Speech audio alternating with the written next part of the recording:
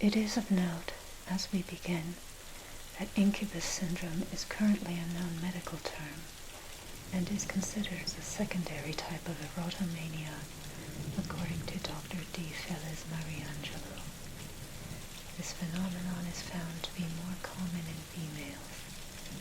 Male-to-female ratio based on existing literature is 1:5. In modern-day folklore, the incubus is usually associated with stories of sexy demons, or at least sexually motivated demons. That's generally what people mean when they talk about an incubus now. A demon assuming human physical dimensions and sexually cohabiting with a woman, as Bob Larson, the modern evangelist, defines them. Sometimes folks talk about them just in a traditional mythology sense, but other times people insist they've experienced them in some form. Larson himself claims to have dealt with hundreds of them, and one can find people on YouTube today recounting their experiences with them. What is the actual history of the incubus? Like most mythology, it has varied and evolved over the centuries. Wat vind dat gotha nicht, woman will ofta to begille, incubus hata bericht, Ranulph Higden's Polychronicon, translated by John Trevisa, circa 1375. Some sources try to link incubi with Mesopotamian or Jewish demonic entities, but this seems to be the result of later authors trying to find biblical backup for their argument that these entities exist.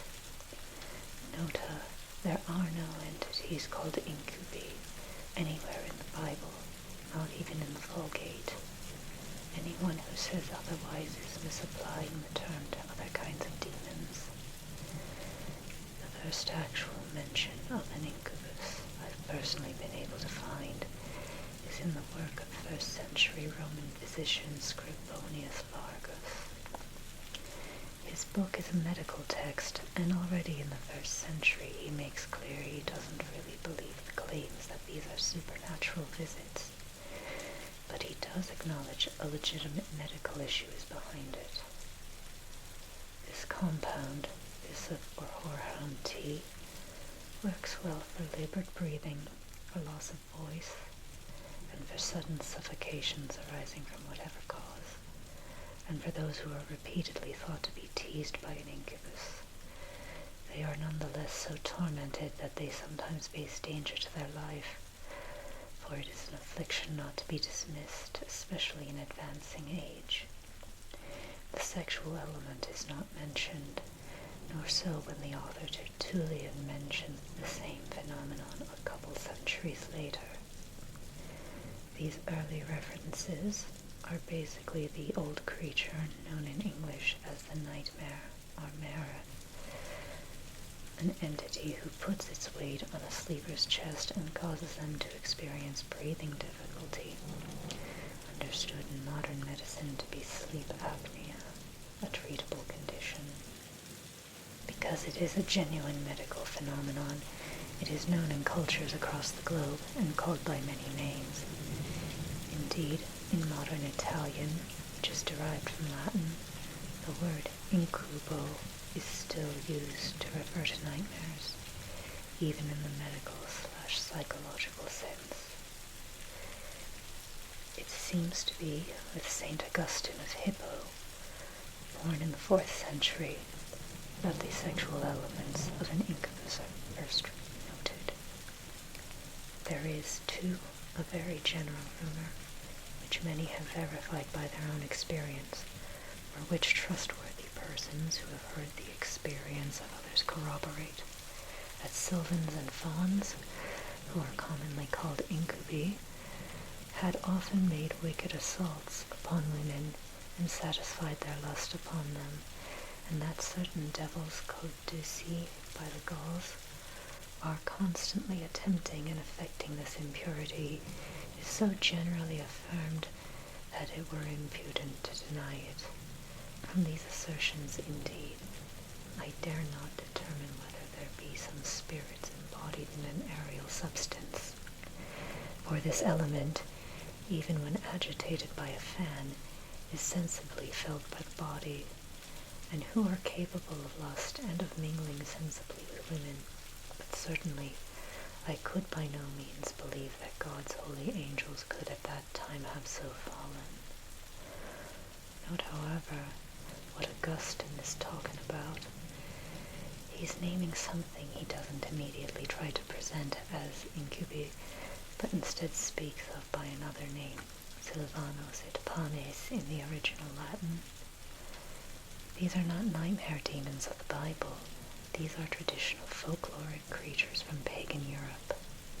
Scholar Ronald Hutton, in his book Queens of the Wild, writes of a tradition widely distributed across Western Europe, which, like the Anglo-Saxon elves, must derive from pre-Christian culture, of woodland beings which could take the form of beautiful people of either gender and have sexual intercourse with the humans whom they encountered and seduced.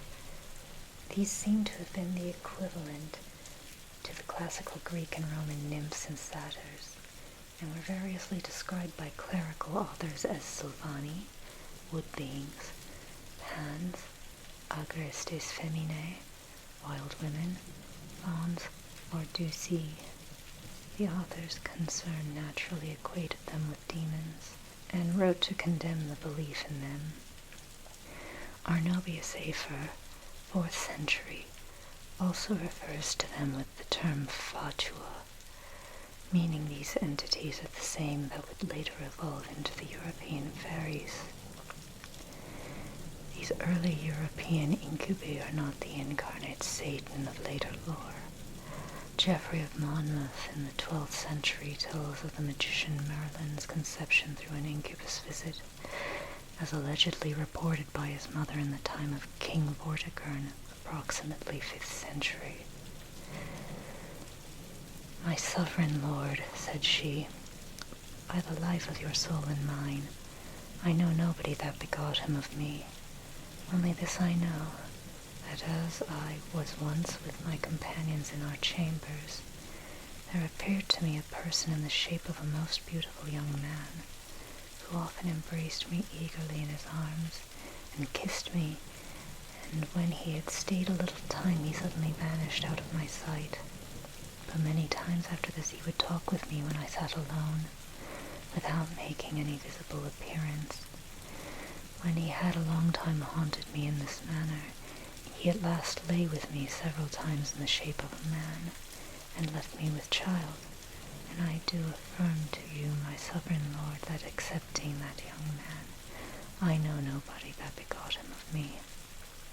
In other medieval texts, Merlin's Sylvani origins are emphasized, as in the 13th century Roman de Silence, where he is thus described: "Car Merlin prendres vous bien, je vos dirai toute son affaire, et sa manière, et son rapport. Cho est un homme très stolz pelus, et si est comme uns ors volus, si est isnials comme sers de lande, herbe rachine est sa viande." Translation: "For you will recognize Merlin well. I will tell you all about him, his manner, and his dwelling place. He is a man entirely covered in hair, and he is like a shaggy bear. He is as swift as a stag of the heath. Herbs and roots are his food." This is a pretty straightforward description of what is known in English as a woodhouse or woodhouse. It is sometimes glossed with incubus, sylvanus, or satyrs in medieval texts. They were popular figures in medieval times. The King of France and some of his knights dressed up as them for a wedding celebration. Royals claimed to be descended from them, and there are many records of valuable cups and embroideries featuring their images. One wouldn't expect people to use images of Satan or witches in such a manner, so obviously these creatures weren't considered too frightening. The Woodbosses did have a reputation for abducting women, however.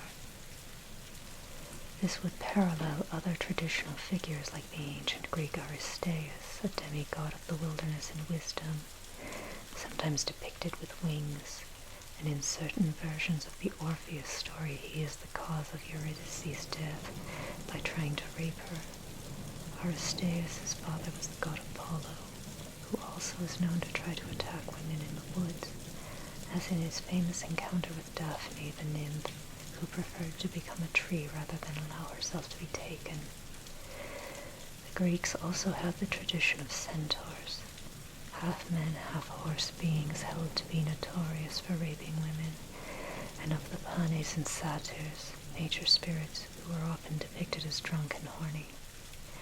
In short, the sexual incubus seems to derive from a totally separate tradition to that of the suffocating nightmare, and its natural evolution without the push of Christian theology went in a different direction already mentioned, fairies. The story of Talia, famously rendered by Robert Burns, but documented from the 16th century and potentially even older, is another supernatural lover of the type. Talia impregnates the story's heroine by supernatural means. I've never seen a version where any sex between the pair was admitted, but she later has to rescue him from the fairy queen's subterranean world before he's to be given up to hell as an annual sacrifice for Halloween. Thus we see here attempts to tie up the Christian theology with the traditional fairy lore. The modern concept of the incubus is based on the theological version mentioned and perhaps begun via the writings of St. Augustine. His is effectively a corrupted version of the pagan lore, rendered to match with his Christian understanding. Because of his influence, Augustine's admission of them meant later theologians had to figure out what this really was and how it fit into their worldview. It seems to be with Thomas Aquinas, 13th century, that the idea of evil demon incubi gets popularized. Reginald Scott, in his 1584 book, The Discovery of Witchcraft, gives a telling account. Heretofore, they say, Incubus was fain to ravish women against their will until anno 1400. But now, since that time, witches consent willingly to their desires, insomuch as some own witch exerciseth that trade of lechery with Incubus 20 or 30 years together, as was confessed by 48 witches burned at Ravensburg. But what good life fellows Incubus begetteth upon these witches is proved by Thomas of Aquin, Bodin, Malleus Maleficarum, Hyperius, etc. In Hutton's book Queens of the Wild, the author examines some early witchcraft cases where fairies were named as having taught the practitioners the art of magic, or else with assisting them towards achieving their ends. Assuming this was not a new belief, and rather merely became better documented due to the era, circa 1500, we can see that these fairies align with some contemporary ideas about demons. The main difference is that fairies were traditionally thought to have a sort of corporeal form, even if it was potentially mutable, whereas demons, it was understood, did not. Christian demonology needs a quick explanation here. There are only a few biblical references to demons, and the villainization of them is usually either imposed later on to neutral mentions, such as the Liliths spoken of in Isaiah among the spooky animals of the desert, or is clearly due to their being gods in a rival religion, such as Beelzebub in 2 Kings. The concept of demons as a class of being defined by malice towards humans is a much later framework, a story that is based on a poor translation of a passage in the Vulgate Bible created a sort of fan lore about demons having been angels that fell from heaven due to pride, and it's been common conception for quite a long time despite the absence of scholarly merit. The Christian demons also are considered to not have actual bodies, but be some kind of sexless incorporeal being, since in Christian lore they started as angels but fell from grace. And as Augustine said, I could by no means believe that God's holy angels could at that time have so fallen.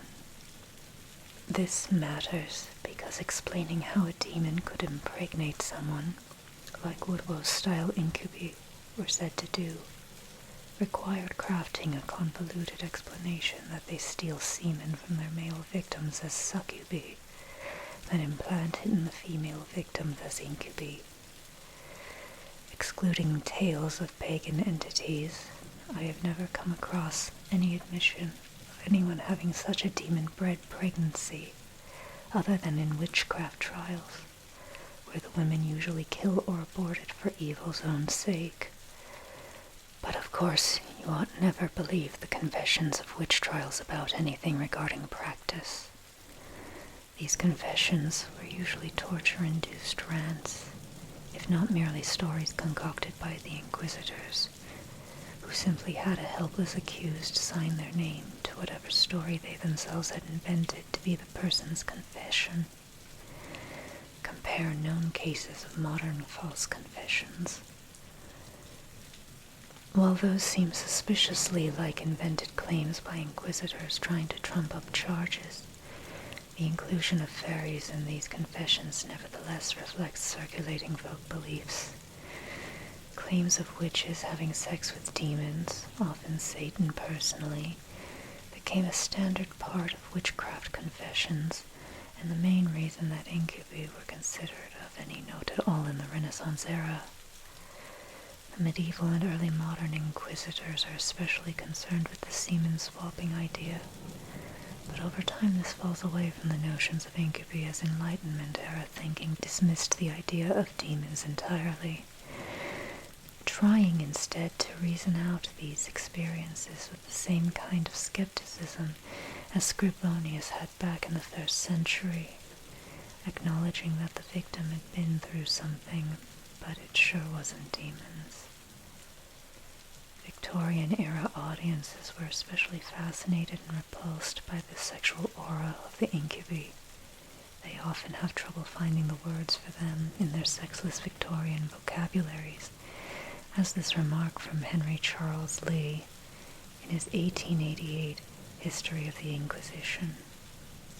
Into the physiological speculations by which these possibilities of incubus breeding were proved, it is not worth our while to enter. There is nothing fouler in all literature than the stories and illustrative examples by which these theories were supported. Most respectable publications only talked of the incubi in a folkloric or mythological aspect, or else connecting it with the new burgeoning science of psychology. Following Italian practice, the term incubus in 19th century sources often means just any nightmare, not necessarily a sexual one. It was also used in a general sense of phantom. During this era, fictional and scholarly reports of incubi and analogous characters like Victorian-style vampires were reintroducing the ideas of the night visits to women. The scholarship noted that there were similarities in these stories to tales from cultures around the world, and those who took part in theosophy began to speculate that there might be something meaningful to them. Helena Blavatsky, in her influential Isis Unveiled, argues that they are the reflection of our own wicked, depraved, and polluted soul that we see, hear, and feel. Like attracts like, they say, and some dreams and visions that are pure and beautiful, others that are fiendish and beastly. And so came the 20th century, when universal education was supposed to get rid of these superstitious beliefs. Maybe it was working. apart from the scholarly reports on historical incidents, there's very little written in the 20th century about incubi outside of sci-fi fantasy genre works. That is until the satanic panic of the 1990s. Now keep in mind that in the 90s, the incubus was still a little known enough term that Reebok named a shoe after it. Yet it is in Bob Larson's 1995 SWAT tapes where the oldest mention I found of the new and improved incubus demon rests. Larson says himself that he'd never heard of anything like this until a teenager told him that she had sex with the devil. At first I didn't believe her, he screamingly reports from his cassette. I thought she was kidding. I thought it was just a teenager with an overactive sexual imagination who was bragging. I said, "What do you mean?" She said, "I have sex with the devil. He comes to me at night and he has sex with me." Now, I was a novice at that point. I had never heard of something called Incubus, a demon assuming human physical dimensions and sexually cohabiting with a woman. Succubus is the counterpart, when the demon assumes female proportions and actually cohabits with a man. Now, I have since dealt with hundreds of these sexual demons through the years, and the people who have undergone the experiences actually go through the physical sensations of the sex act. I have watched people physically being attacked by these demons, and of course the demon is invisible, but the victim's body is not invisible, and you could actually see the person's body responding sexually. Now, they were clothed, but you could see the gesticulations and the maneuvers of their body. The framing of sex with the devil might seem to be a different thing than an incubus, but we have seen this kind of conflation before with the fairies and so on. Larson's first encounter sounds like it's influenced by the old witch trial accounts through one means or another. If we credit that he's telling the truth from his side, the young girl's proud boast suggests likely that she studied up before their exchange. He tries to imply that her age, 15 years, means she couldn't possibly have known anything about demons. But by the time I myself was 15, I had already read books in Middle English and informational sources like the Man, Myth, and Magic encyclopedias and the Dover Picture Book of Devils, Demons, and Witchcraft that most libraries had, and to say nothing of films and TV. Even if this incident happened circa 1975, those exact same books were available already. As to the girl's motives, Daria Morgendorfer wouldn't have been beyond messing with a preacher in this way, especially as Larson admits he first confronted her with demands that she tell him whether she believed in God. Larson assures that he evaluates for schizophrenia before acknowledging people to be attacked by a demon, though as he is not a psychiatrist himself, his exact method on determining this is unclear and possibly not sound. As mentioned at the start of this article, incubus syndrome is a recognized psychiatric disorder where sexual stimulation in the patient's movement is a common symptom. Doctors Sandeep Grover and Asim Mehra report on one incident they observed. A 45-year-old woman presented to the emergency department with organophosphorus poisoning. Evaluation of history revealed that she was suffering from a psychotic disorder since the age of 25 years. Her illness was characterized by delusion of reference, delusion of persecution, delusion of control, poor socialization, poor self-care, anhedonia, and apathy. Since the age of 36 years, in addition to the aforementioned symptoms, she started to experience that someone was having sexual intercourse with her. As per patient while lying down, both during the daytime and night, she could feel that someone was touching, kissing her all over the body, including the breast, lips, and genitalia.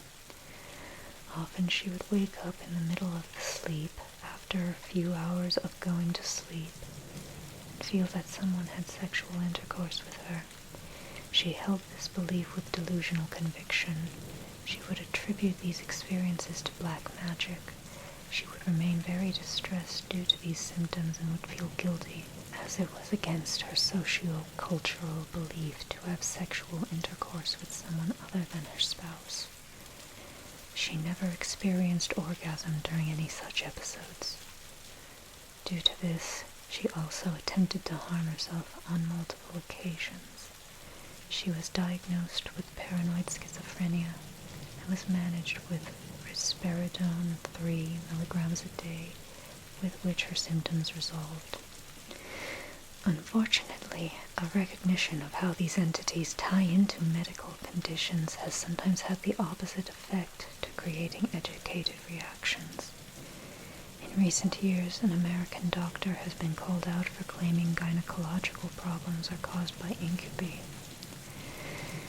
There's been a surge of incubus reports since the internet spread the word about them, but in many cases it is the term being applied to a different kind of entity out of a separate tradition, or an effort to frame the psychiatric disorder in a deliverance ministry framework.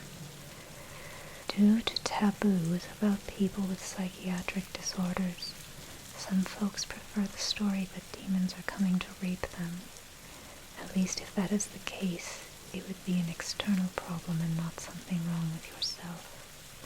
That is, unless you go for the popular Pentecostal-influenced deliverance ministry preachers, who say that in fact it is your fault because the demons wouldn't bother you to start with if you hadn't invited them. Watching porn is often named as something you'll have done to invite them. It actually matches Blavatsky's claim that one only experiences these negative entities in a like-to-like. How to get rid of incubi, historical remedies. Scribonius advises drinking a tea of hyssop or of horehound, then taking some barley broth. 19th century nightmare sufferer E.H. Randall advises, at such a time one should never fail to get up, light the lamp, and thoroughly rouse himself before going back to bed. A sip of whiskey is a sure preventative of a return of the incubus that night. Reginald Scott gives this remedy against the incubi. For you shall find that confession to a priest, and namely this word benedicite, driveth incubus away, when Ave Maries, crosses, and all other charms fail. The end.